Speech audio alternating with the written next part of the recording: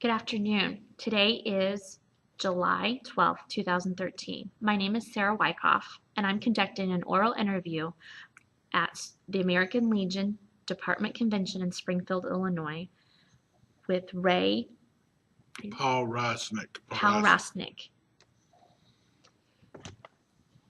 Could you please state your name and your address for the record? Ray Powroznik, 33236 North Cove, Cove Road, Grayslake, Illinois, 60030. Thank you, sir. Sir, could you tell me which war that you served in? I served during the Vietnam War from 1967 to 1969. Were you drafted or did you enlist? Well, I enlisted because I got my draft notice. I was working as a carpenter. It was the summer, early summer, March, April, and I got my draft notice because I couldn't keep my college deferment. And I was a union carpenter working in the family business. We were building a Chevrolet agency in Skokie. I got my card, my draft greetings, and I put it in my pocket, went to work the next day, and my union business representative came on the job. And I says, look, I got to quit my job. I have to go work for Uncle Sam. He says, no, you don't. Come down off that wall. And I said, I'm working. He says, come down off the wall. Take your tools, put it in the truck, and you get in my car. So he puts me in a Lincoln Continental, big one, drives me downtown. About an hour and a half later, I'm standing in front of a lieutenant commander, and I'm now in the Navy. They were recruiting tradesmen, carpenters, electricians, plumbers, equipment operators, to go in the Seabees. Now, I was familiar with that because my dad was in the Seabees during World War II in the islands, Okinawa, Tinian, Saipan. So I figured I was going to go to the same alma mater as he did. I had 3 months to report. Went down and took my physical in between time, and then when it came time, they went down and went, okay, you're still alive. Get on the bus, go to the airport. And he sent me to Biloxi, Mississippi for boot camp. Boot camp. And that was in August of 1967. Now, the mosquitoes were as big as helicopters, and the cockroaches as big as pickup trucks. And it was a cool night at 100 degrees, and the humidity was, you could cut the air with a knife. Hotter than Vietnam? Well, no, Vietnam was hotter, I have to admit, but it was a good baptism. Good baptism. So after 8 weeks there, I graduated. We rented as a group a Greyhound bus because one of the fellows was a Greyhound bus driver.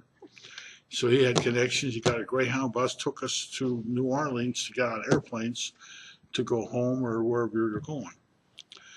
So since we're all flying standby, they took us from New Orleans to Atlanta. And we're all standing in line trying to get a flight to Chicago. There's about 8 of us. And we're the last ones called because we're standby. So we got all our gear, our sea bags and everything. As we were walking towards the airplane, the plane collapsed. The nose wheel busted and broke. So we were stuck there another 6 hours till we could find another plane back to Chicago. Went through, had 10 days what they call training leave, and then I went to Rhode Island, where I was going to be my home station in Davisville, Rhode Island. And it was kind of funny because my dad was stationed there during World War II. Oh, how unique. So we had a lot of phone conversations or letters about, this is still here, that's not there anymore. Just before Christmas, I got my orders to go to Vietnam. Now, between September and November and December, they sent me to electricians and plumbing school. In the morning, I learned how to twist wires together. In the afternoon, I learned how to hook up pipes together. It was a good education. I never finished the school, but I picked up a lot of things. On the way to Vietnam, we left right after Christmas, the day after Christmas. We flew over Canada uh, at 50,000 feet. And the pilot showed us the outline of Hudson Bay. That was interesting to see. I talked to the pilot, and because we were on the C-141 Starlifters at the time. And I asked them if they knew my cousin, Jimmy Bassine. Oh yeah, I went to flight school with him. You sit down right here. So it was like old buddy week. When we landed in Alaska, it was the middle of the night, because it was in December in Anchorage, Alaska. There's only sunshine for a couple hours during the day, so almost any time you land there, it's middle of the night. He turned too quick and knocked off the outside engine off the airplane wing in the snowbank. So we were stuck there 3 days for them to put the Elmer's glue to put it back on. And there was 60-some guys that didn't want to take that plane. And they couldn't let us just sit around, which would have been too easy. I was driving a broom truck, like a big pickup truck with a broom on the front, and we were sweeping the runways. Now, we never saw daylight because they only let us work when it was dark, of course. Now, there was always somebody from the Air Force with us, and we had to be in constant contact with the tower. You don't go anywhere without them giving you permission to drive on a runway. So I had snow plowing experience. Got to Vietnam on the same plane, and here it is, maybe 20, 30 minutes before midnight, New Year's Eve, 1967. We landed in Da Nang, and there's air raid sirens. So the plane stops. This is a big jet one, Right. Lowers the ramp. We go running off. Our gear is still on the plane. Go jump in a ditch. The plane took right off again because the rocket rounds are falling all over the base. So we're outside laying in the ditch, half full of water. Boy, what a way to Vietnam. And first thing you notice is there's a smell of death, a real bad stench in here. So we must have been out there 2 hours. And finally, a big semi comes down, a low boy that you would carry equipment on. And he comes down, he's honking the horn. Any of you guys out there? And we poke the whole head up and jump on the back of the truck. So But how many guys were with you? There's 50 guys, 50, 60 guys. So we're jumping on the back of this truck and we're clinging to these big metal boxes. And he's driving 50, 60 miles an hour down the road. And we figured we're all going to get flying off. Anyway, I was hugging this box so hard, I bet you I had my fingerprints into it. Big metal crates. And he goes into what they call revetment, which is like a big sandbag U that airplanes normally park in. And that's where a lot of people were congregated as safety for the rocket rounds. Sure. When we got off the truck, and I was scared to death, we looked, what we were holding on to was coffins. Welcome to Vietnam. Well, it took 2 days for that airplane to find some gas and come back and bring our gear back. So we were living in the same clothes for 2 days. In Da Nang. In Da Nang, in an airport lounge. About the only thing to do, once in a while, they give us some free coffee. The Red Cross charged you $2 for a cup of coffee, and USO gave it to us for nothing. So I had feelings about the Red Cross right then and there, because we didn't have any money on us. Sure. There was a puzzle on a big card table. Had to be 10,000 pieces. It was a lot of them, all red. And we'd stand there for hours. You found one piece to fit in, we were ready to raise a flag. Because you stop and look at a big jigsaw puzzle, and it's all red. All you could go by is the shape. So after 3 days there, we finally got our gear, and they put us on an airplane to take us to our base.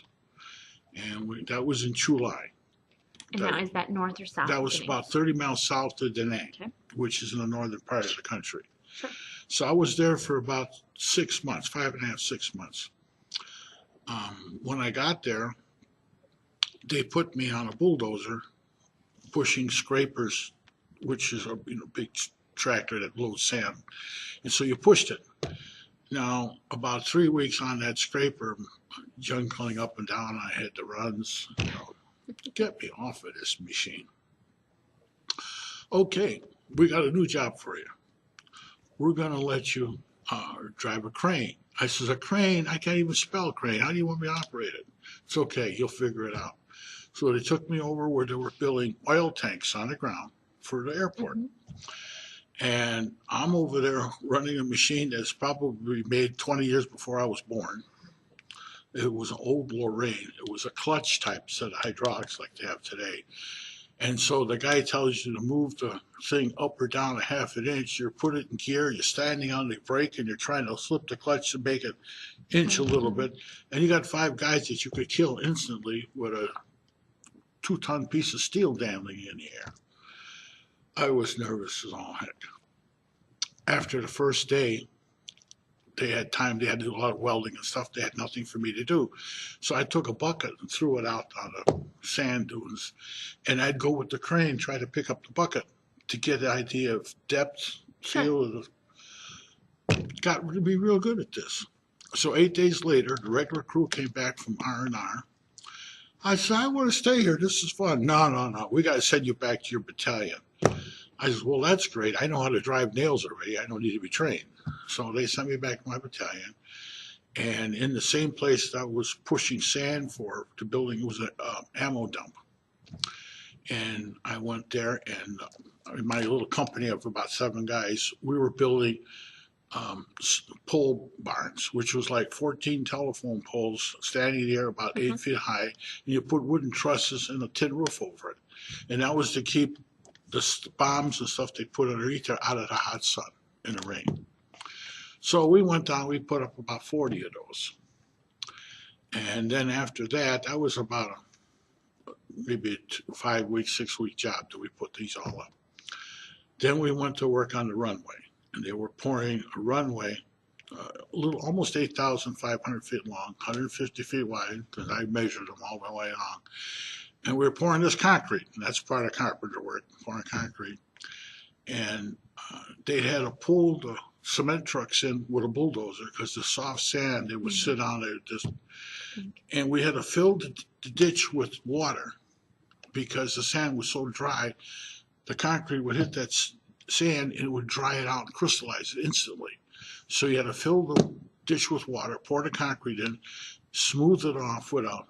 We built a big wooden truss to scrape it off, and about 10 feet down the road, you could stand on it and broom it.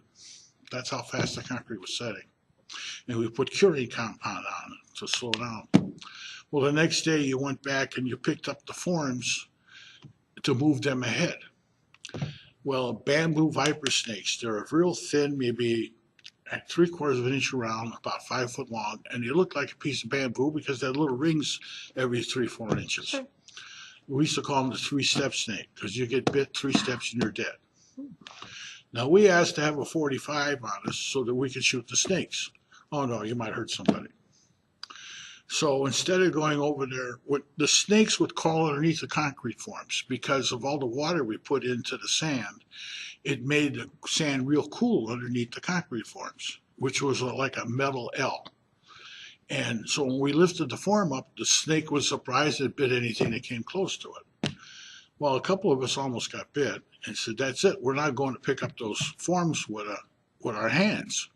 So we got a big, huge forklift, they call a pettibone, and we were picking up these concrete forms with a big, and the officers come by, why are you doing that? And then all of a sudden we pull out and there's a snake. And it's jumping around, what have you. I says, there's the reason why, sir. You want to put your hands next to him? That's all right. Just keep doing what you're doing. After a while, after that assignment, we went to work for Marikel Division, and we built a 400-room hospital. We did all the foundation work. And what that was basically pouring a 4-foot-high concrete wall, 8 inches wide, in a big, like a continuous H shape, and they were going to put a Quonset hut on top of it. And concrete was so high so they could bury it in sand in case they got rocket rounds, and that way the people were in the cots were below the sand line, and if it just, unless it went through the top of the building, if it landed next to it, they were protected from bomb burst or rocket burst. Well, we poured all the concrete. By that time, our deployment was up, so we sent it back to Davisville, Rhode Island.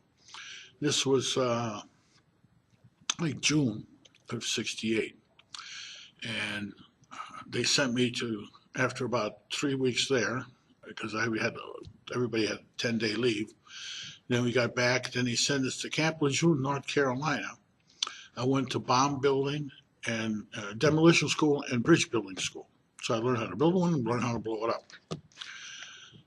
They were going to send me to New London, Connecticut to go to diving school. We went out there, and then they says, no, you're not going to go there. So they sent us back home. So we had a free ride to New London, Connecticut, where there was a submarine base. Mhm.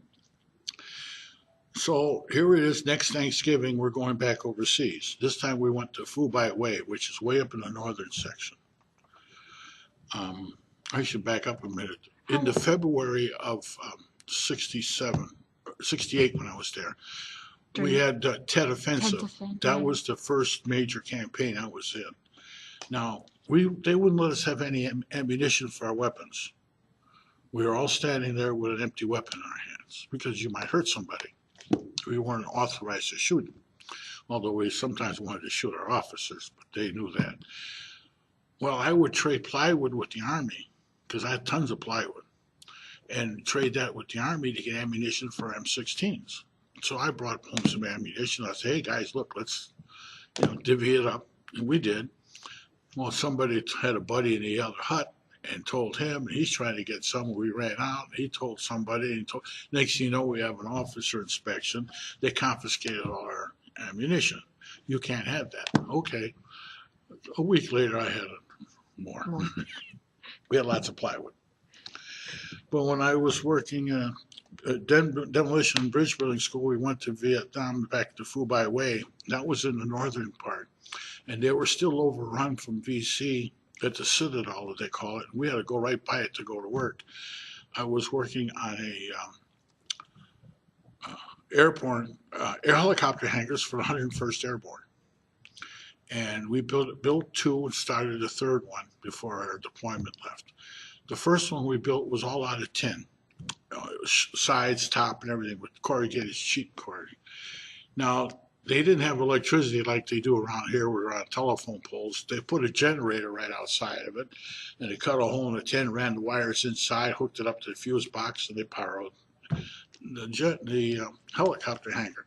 Inside that was a particular room that was temperature and humidity controlled because they balanced the rotor blades on them. Because you could put this thing on a needle and a cigarette ash at the end would tilt it. That's how critical they were with the balancing of it. Then they would take it out and put it on top of the helicopter, and one sergeant called it the Jesus nut, because if that nut came off, it was, oh Jesus, the pilot, the thing came away. But they were constantly testing them, because after they rebuild a helicopter, they have to test it for so many hours before they let them play with it. So they have a sergeant or a warrant officer, and he go out there and he take it about 5 feet off the ground, and he sit there and float around all day long, test flying this. They don't go anywhere. They just kind of just go in a circle, because if they stay in one spot, the air gets to circulate in the thing of plant. So they have to move around a little bit. So they wiggle, goes whatever. One time we're building the runway. We're pouring the concrete for the inside of this helicopter hangar, and my company commander comes up and says, look at you guys, you're all full of concrete. What's the matter with you? I want you in clean uniforms. I said, sir, we're pouring concrete at 150 yards here, and it's hot outside. We got to finish this. Don't let that happen again. Okay. Well, we're still pouring concrete. We couldn't just walk away from it. So he gets in his Jeep and drives away. About 20 minutes later, we just finished pouring the concrete, and I'm on my knees troweling out the concrete with my wooden trowels we had to make ourselves because they couldn't get any trowels. So we took pieces of wood and shaped them into wooden trowels. So we're on my knees, I'm working on it, and here comes another helicopter lands, and off comes 4 officers. 2 captains, which is a full bird colonel in the Navy, they call it captains, and 2 with 2 stars. They're admirals. One happens to be the commander of the Pacific of the Seabees, and the other three are division commanders for the Seabees. And they walk up, and I slap to his attention. I'm here full of concrete, no shirt on. My glasses had stuff on them. Sir, sorry, don't worry, CB, you're doing a great job. You just keep working. These heavy officers, you give you praise. My own officers ready to kick us in the pants for it. But we had about a 2-week in between time between the finishing of the first helicopter hangar and starting of the second one. They put us on a duty. We had to go build a observation tower for North Vietnam in DMZ. Sure. Demilitarized zone. Yeah, and that was for Marines. So one of those big 40-foot high Sure. observation towers. So we prefabbed it in our prefab yard, went out there, dug the holes by hand. Concrete came out in buckets in a helicopter. We poured the concrete.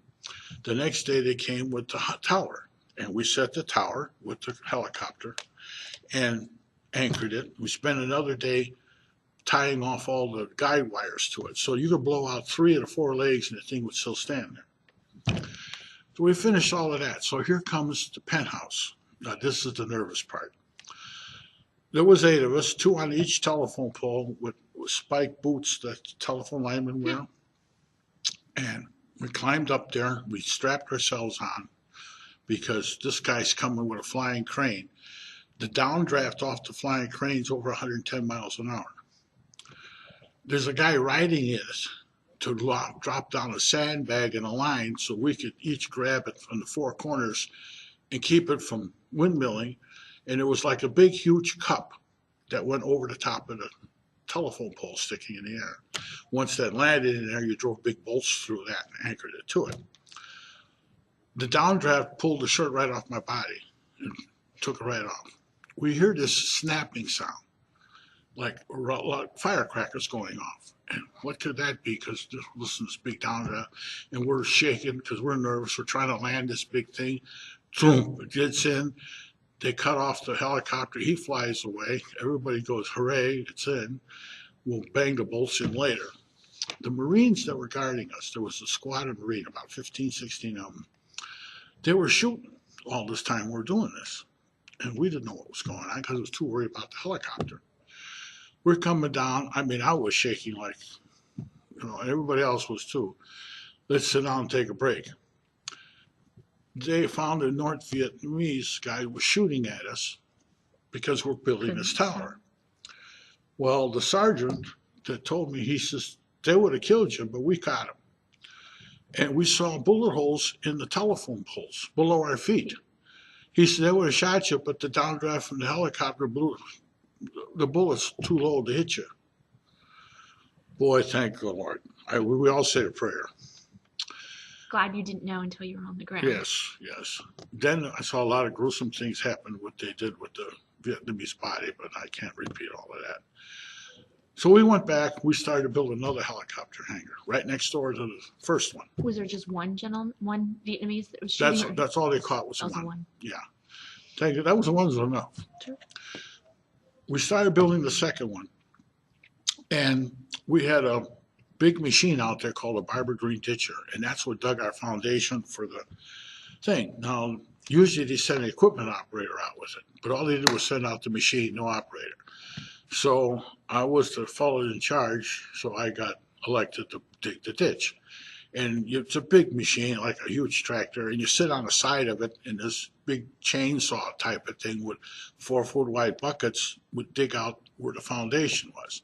Now, we only had to dig down maybe 2 feet deep, just something to keep the thing from blowing away, and that was the footing for the foundation for the building.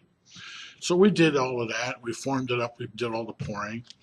And the warrant officer that was in charge of this base came by and he says, we need to dig a ditch for security reasons. Now, my guys are out there for weeks and we can't get anywhere because it's so hard to red clay. It was so real hard. Warrant officer, we can fix you up. So in exchange for hot food and a few other goodies like some beer and soda pop, I took the machine over there one day and we dug all around this perimeter in about 5 hours. And here's a 4 foot wide ditch, about 30 inches deep, so that these guys could jump into for fighting positions. Instead of hand digging it, the machine dug it. So we were best buddies after that. In fact, I was able to, what they call Comshaw, horse trade. You didn't use money, it was Comshaw. I got a bottle of 12-year-old, no, I'm sorry, 25-year-old Chivas Regal Scotch. They call it Royal Salute. Now, you couldn't buy that anywhere, especially in the States, it's like $150. I boxed that up in a fancy crate, a lot of cushion, sent it home to my dad because he likes Scotch. I put a note in there, saved me a sip. Well, it was 8 months later before I got home and the bottle was already, and I said, Dad, you didn't even send me a sip. He said, that was good stuff. Why don't you send me some more? You don't want to know how to do to get it. Yeah. I wish I could have just smelled the cork, But we had good times. I sent my mother home a box of fancy china that she always wanted. And I think for a set of 12 dishes and plates and serving things extra, that cost me $60. And she says it was called bridal veil, all white on white with all kinds of stuff. My dad says that was almost $4,000 in the States. That's what you could get over there at the PX and stuff. I mean, you could get things for almost nothing. But again, the crate I set at home was about 5 times bigger than the box with all kinds of padding. And everything got through safe and sound, which was glad about that. But I had a nice time. Vietnam was $1 million experience I wouldn't want to relive for $1 million. You said you were there the first time in the 67 67, to 68. How many months that time? I was about a little short of 6 months the first time, and about 8.5. So totally, I was 14.5 months. Gotcha. If you look at my 214, I'm 3 days short of 15 months. So I say 14.5 because But that was we finished that second helicopter hangar, and we started a third. It was to be a bigger one for bigger helicopters. We poured the foundation, then we had to rotate back. So somebody else took it over. As an anecdote, about 4 years ago, I was at a CB reunion for MCB 40, my battalion, and I met a few of the guys that from a long time ago. One was my company chief, which was he was like the senior chief of the whole battalion. He was an E9. And he says, on your Vietnam ribbon, you got 3 clusters, 2 stars, and a change. I says, yeah. He said, those 2 stars were for the 2 helicopter hangars you guys built. We built them in record time, under budget, and the unit citation was given to MCB 40 for those 2 helicopter hangars. And why didn't you tell me that when I was there? Those things happen, So how old were you? I went in, I was a little over 19, and I came out, I was 21, almost 22, 2 years. In fact, I was in for a 30-month enlistment, 2.5 years. Since I had 2.5 months over 1 year in Vietnam, for every day you were over one year, you got 2 days off of your enlistment. So I come back, just about 2 years in. I have 6 months to go. And I have 2.5 months of early out coming. So 2.5 doubled is 5.5 months. And you're less than 30 days, get out of here. So I had to wait for a week and a half. And they went through all the paperwork and they gave me my mustering papers. And I was on Eastern Airlines on the way home, and I felt great. Landed in the middle of the day on a Saturday afternoon in O'Hare Field. And I got off the airplane, and my folks weren't there yet, but they were meeting me. So I was walking down the gangway, booed, hissed, thrown bottles at, everything. And that's a nice homecoming. My dad picked me up, my mother, my little sister at the time. We came home, he had a big sign plastered across the garage, our welcome home, Ray. He'd been down those roads, so. Yeah. We sent letters almost every week, which was a letter, which was nice having mail back home. And about once a month, we sent a tape recording. It had these little 3-inch reel-to-reel tapes, so we'd send tapes up and back. So you were able to record and send Yeah, things so to we could them. record things. And I was telling them about things I was building and whatever. Save any of those? I got the movies. I got about 3 hours of 8 millimeter tapes of the stuff I built. And it was interesting because the helicopter hangars, I was an E5, second class builder, they call it BU2. And there's a fellow in my crew, in my squad, that's a first class. So he should be in charge, but he couldn't read the blueprints. He was a carpenter, but he was in a furniture factory. So he didn't know anything about housing or building anything. And I grew up in a family of building buildings, of houses and then commercial buildings. So I could read the blueprints. Oh yeah, this is this. So I was put in charge. I was petty officer in charge, as they call it. That was again another interesting experience. When I came home, I picked up my union and kept at working unions. I had 40 years as a carpenter, and I worked for some large carpenter contractors in the Chicagoland area.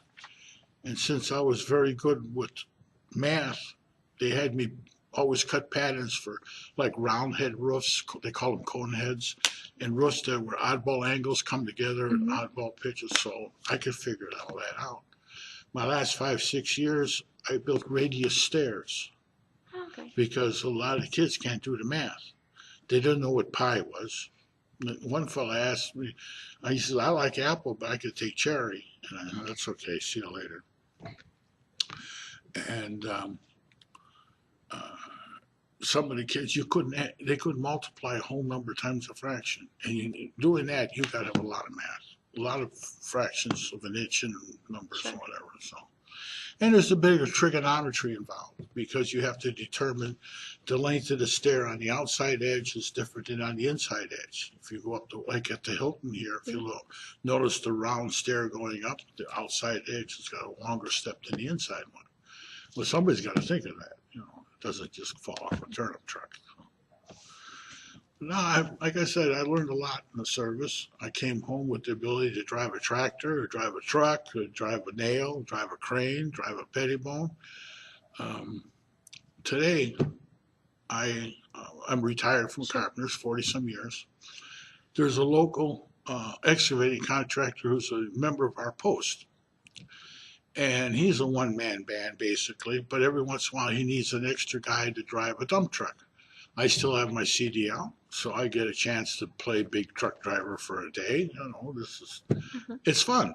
I wouldn't want to do it for a living, but it's fun. Do you still keep in touch with some of the gentlemen you served with? Well, like I said, we had one CB reunion. When I came back, there was about 8 or 10 of us that did stay in touch. And one fellow passed away from a heart attack, young. I mean, he was in his early 30s. Another fellow died in Texas in a car accident. I got a notice from his wife about that. And the other ones, they just sort of drifted away, other than this CB reunion I went to. And I just lost my wife in April, and the one that was here is in Northbrook, which is my next door neighbor here. Usually they're in the East Coast where we were at, in Rhode Island and stuff like that. And I wanted to go out there, but my wife was too sick to travel. So now that I'm a bachelor again, our next national convention is in Houston. And our stepson, or my stepson and her son rather, is an airline pilot for Continental. And he's moving from Ohio to Houston. So I'm going to go down there to see him. And I don't do strip searches, so I'm going to take the train. I want to see America instead of fly over it. So I'm looking forward to that in August. Any other questions? Your next trip. Did you travel any in Vietnam, like an R&R? Yes. I was able to have 2 R&Rs because I went there twice. And both times I went to Australia. And when I was there, they were still building that fancy band shell. Sure. Only 1/3 of it was up. And since I was a sailboat freak back home, I got a chance to go down to the harbor and get on a crew of a 50-foot ketch, twin-masted, And we sailed that thing right underneath the Sydney Harbor Bridge, turned around and came back. That was a treat. Look at that thing is a huge bridge. I mean, it goes miles up in the air. And it's tall enough for this big mast to go underneath it without bumping it too. So that was a special treat. A couple of things I noticed about Australia: when you let water goes down the sink, it goes down backwards. You're underneath. And took me a couple of nights to find it, but I found the Southern Cross. I was into astronomy. My dad was big into that. So I saw the Southern Cross. I saw the drain go down backwards. I saw a zoo with a few kangaroos. But other than that, I noticed about Australia, the streets and everything was so clean, you could eat off of them. Not like, cigarette butts and everybody smokes, so cigarette butts and empty packages of cigarettes are chewing gum. None of that. We were in what they call the King's Cross area. Okay. And when they brought you out a lobster dinner, it was two of them, and you couldn't eat it all. They looked like logs laying on a plate. So I had 2 nice times in Australia. I tried to go to Antarctica, and they had CBs over there. And there was a sign in the airplane, in the R&R center, looking for people to go to R&R to Antarctica. Hey, CBs do that. I'll sign me up. You a CB? Yeah, okay. Fill out this paperwork. Instead of going back to my battalion, they put me on a plane to go to Christchurch, New Zealand, which is the jumping off place. So we took off in the afternoon. We got there. It was night. We landed.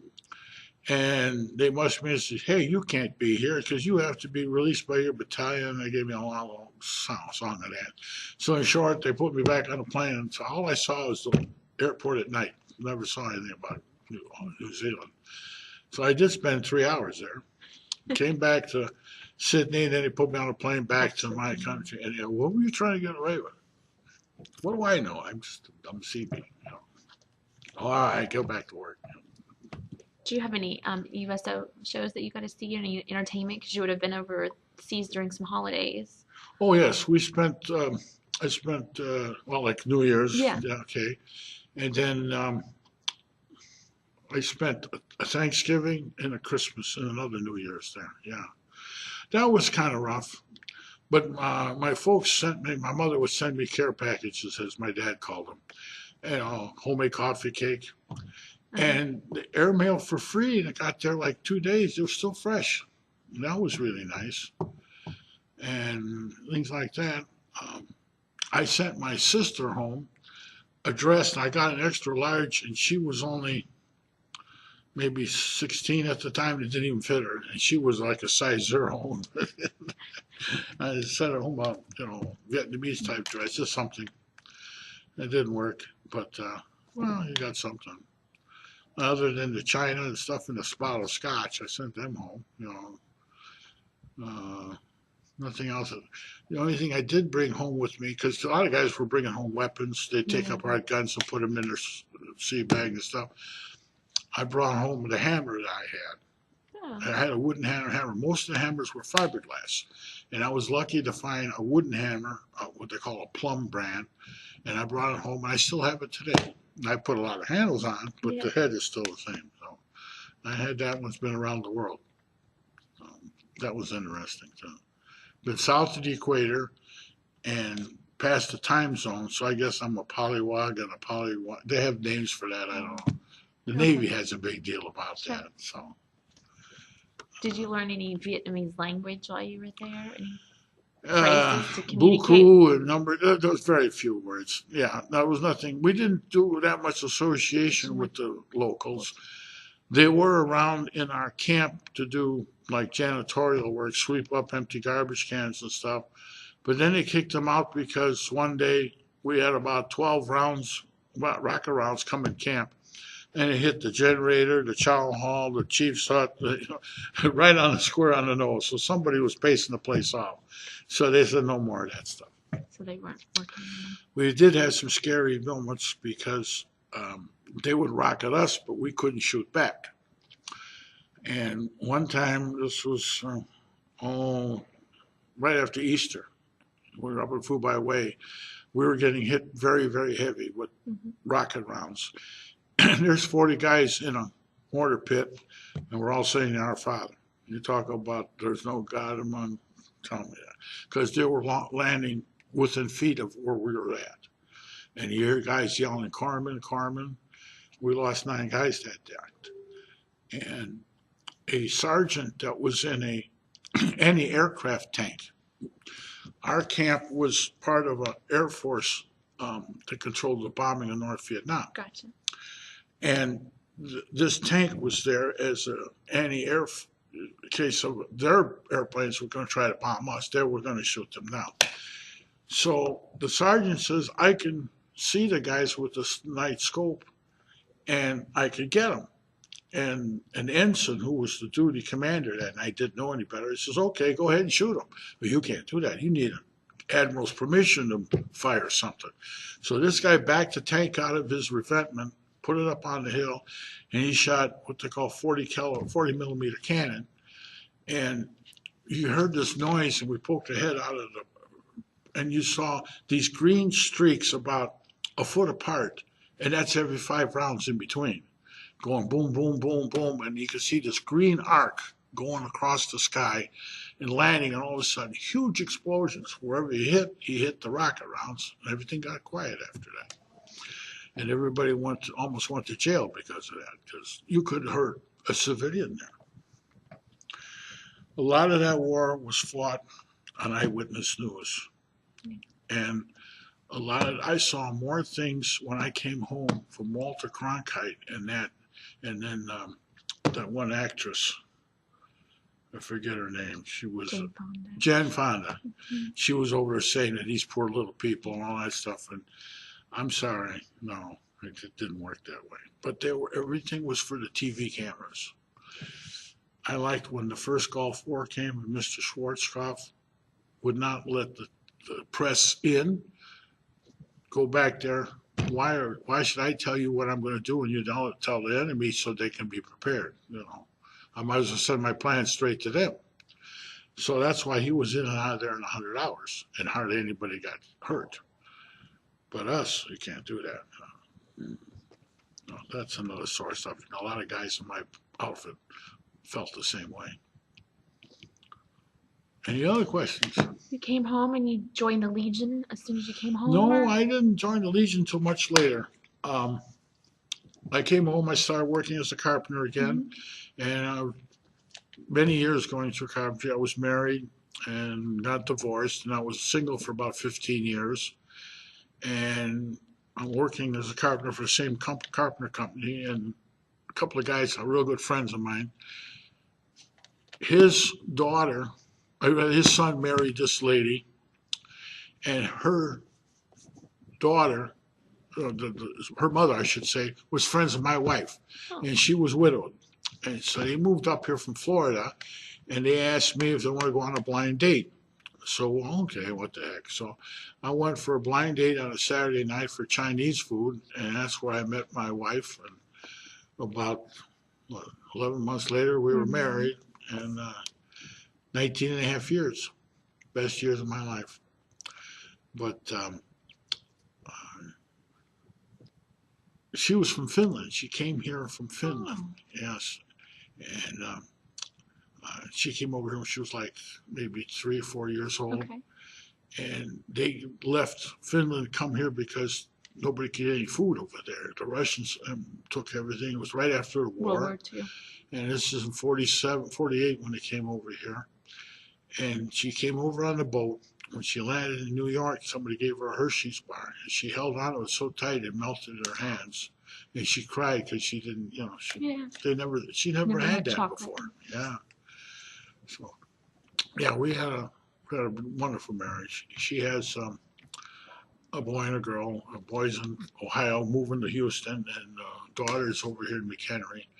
She drove a school bus for 30-some years, and her daughter drives a school bus now. Oh. And I kid her because her son drives a bigger school bus that flies. All into vehicle. Yeah. Well, joining the Legion. Yeah. Oh, yeah. My wife loved to play bingo. So we used to go to Gurney to play bingo on a Saturday night. Well, there's a restaurant right across the street. So we go into the bingo hall, put our stuff down, save a table, walk to the store across the street, eat some supper, and come back to play bingo. Well, we did that maybe 5, 6 weeks in a row. And came there one time, we did the same thing. We walked back in, we couldn't find our stuff. There's nothing at the table, all our stuff is gone. And then I look and there's one of her coats in the corner, the bingo bag's over here, the rest of the bingo bag's in the garbage can. I say, hey, what's going on here?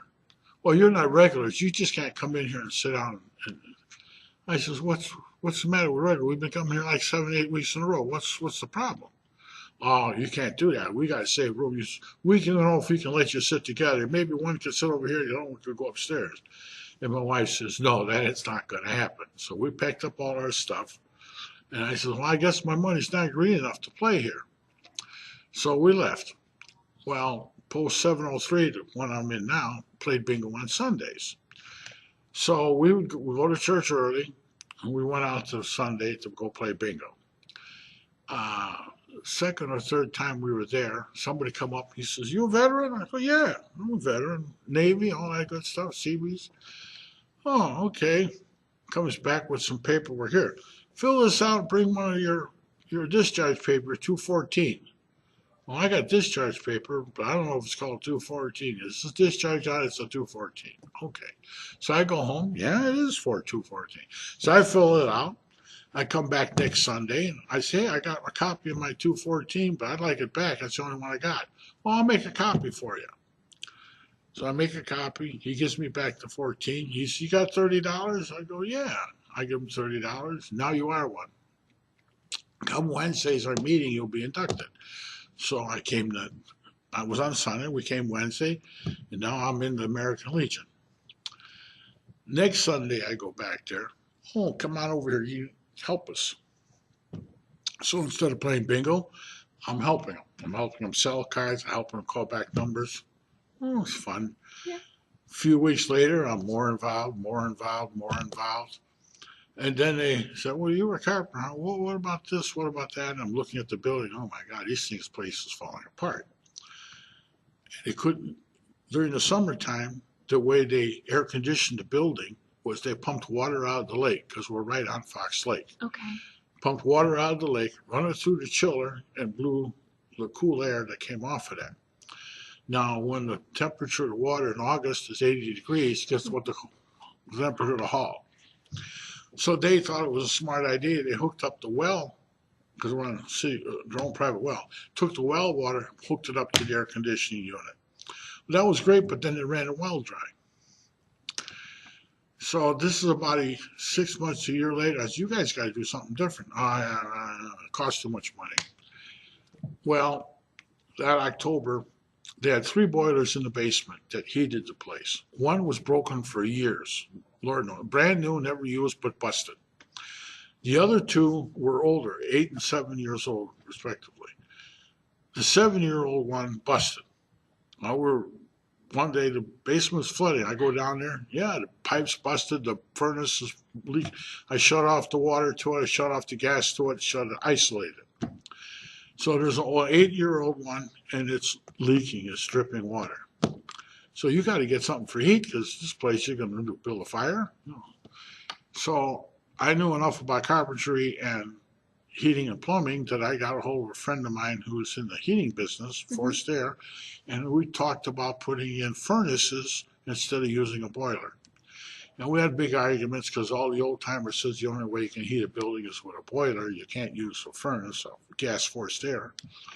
And I tried to sell them, and they finally did buy the fact that with 90% efficiency furnaces compared to 40% efficiency boilers, compared to the fact that it'll handle air conditioning as well, they were reluctant to let me put one in for the bar because they had nothing for the bar. So I put in one for the bar. We put in the ducts and everything, and it worked fine. Why, this was fantastic. Now, they had 3-phase electricity in the post, which ran that big chiller. The chiller isn't working anymore. So because fish got stuck in the pipe. And until you go in there and ram it all out, the water's not coming through the pipe. So that burned out the chiller because the water wasn't coming through it. So we're air conditioning and heating the bar for 1/10 of what they used to. Because with three-phase electricity, you're buying more voltage than amperage. You're paying for amperage instead of voltage. And you can buy the equipment for a third less and operate it for a third less. And of course, now we went from 40% efficiency to 95% efficiency with the gas. Well, you know, the gas bills are a lot smaller. Well, we got to do this now for the rest of the building because the boilers are busted, they're gone. So we went to work and I put 3 more units for the main hall and we did zones and we did them so that not all 3 furnaces run at one time. I have setback thermostats. The one furnace that takes care of part of the hall and the bathrooms up front is the main control furnace. So we set that for, let's say, 70 degrees and set the other 2 at 68 or 72, depending on the season. And what do you know? One furnace can heat the whole building on normal days. When it's really bad, the other 2 kick in. The finance officer said that our gas bill went from $1,800 a month to under $7, and he was ready to kiss me. I said, well, my wife don't like that. And the electric bill dropped a lot in the wintertime, summertime too, for the air conditioning. And for the second floor, we put another furnace in, but I couldn't use any more 3-phase because I used enough electricity for the other 4 furnaces. Because I had 1 for the bar, 1 for the porch, and 3 for the main hall. And that was all I could use. The upstairs furnace is single phase, but we have an apartment upstairs that people live in. Now, most of it is a office and a small meeting hall. So why air condition heating that unless you really need it? So I have this temperature set, let's say in the summertime, you could set it up to 75 or something, so it just barely keeps the humidity out. But the apartment, they wanted it at 72. Well, there's a damper so that when the apartment calls for heat, it just goes to the apartment. It doesn't go out to the main hall, so I don't have to heat or cool the whole space. That saves us a lot of money. So this, a lot, oh, well, you know, you could do all this stuff. I did that, and when the beer cooler went out, I talked them into building. I begged them to let me build a walk-in cooler. That was going to cost anywhere between $8,000 and $12,000. I said I could do it for $4,000, and I did.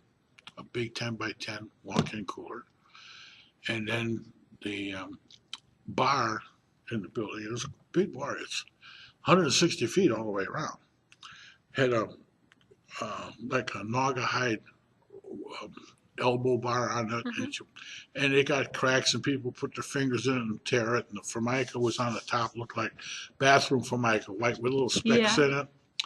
And there's carpet underneath the part that you sit at, and that got smelly and dirty. And they were saying, you know, I wish we could do this, I wish we could do that. I said, it's only wood. We have the technology. So I got all the material, got all the lumber, and in 3 days I wrecked the bar and rebuilt it all out of oak. And you got purse hooks for the ladies. And the formica I ripped out, put black formica. And that way you can wash that down with a mop. And it looks nice. In the bar top, I got the emblems of the Legion Riders, the SAL, the Legion, and the auxiliary. And I implemented in the bar and varnished over it so it's in there forever. Oh, how nice. So, you know, there was an order. Which order do you put first? The Legion, that? Okay. There's 4 sides to the bar. I put them in 4 different orders. So if you don't like it here, you go sit over there. Because you know somebody's going to complain. They tried to. And I said, well, if you don't like it over here, the Legion Riders is first over here, well, it's second over there. So you go over there, sit over there. This keeps them quiet. Work together as a family. Well, the company I worked for, I was a foreman for a long time. I built a 150-bed hospital in Barrington, a nursing home hospital. We did fancy condos downtown Chicago in a 150-year-old building. It was on a registrar. It used to be a a house and a dowry house, and then after a while it was a madam's house. We gutted the whole inside, made 14 condos out of it, and there was a lot of stuff there. And I remember my grandfather telling me how to age a building by the shape of the nails, because before World War One, all they had was the square cut nails. I'm thinking you know what I'm talking about, the square cut type Yeah. nails. Yeah. Well, when they were sending stuff, war material overseas, shaking in the boats and rattling on the ships, the square nails would come loose. So they invented the round type nail because they would have cement coating on them and they wouldn't come out. So anytime you see round nails in a building, was built after 1918 because that was World War One. And then the size of the lumber makes a difference too, because before 1918, it was really 2 inches by 4 inches. It was a 2 by 4. In the 20s, it was 1 7/8 by 3 7/8. Then right after the war, it was 3 1 3/4 by 3 3/4. And in the 60s, it went to what is now 1.5 by 3.5. So you can look at the lumber. I remember as a kid when they went to 1.5 lumber, you get a mixture of both on the job site. So when you're building the wall, the studs were sticking over the plates and the plates were too narrow. That was crazy for the longest time. They finally used up the lumber as it were.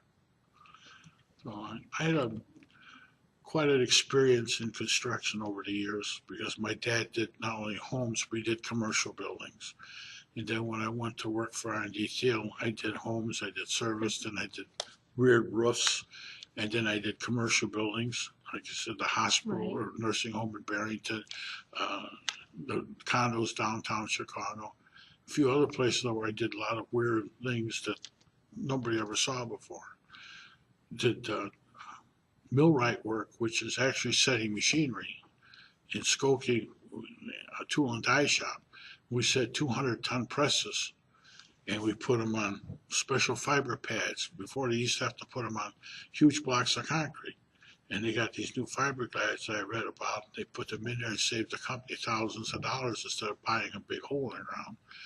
And other things like that I like to read about my trade and then practice it. Anything else I can ask you? You've been here a long time. You've done good, Ray. I did. You did, yeah. Thank you so much, Ray, for your service to our country. It was an honor. And thank you so much for doing this interview. We appreciate it.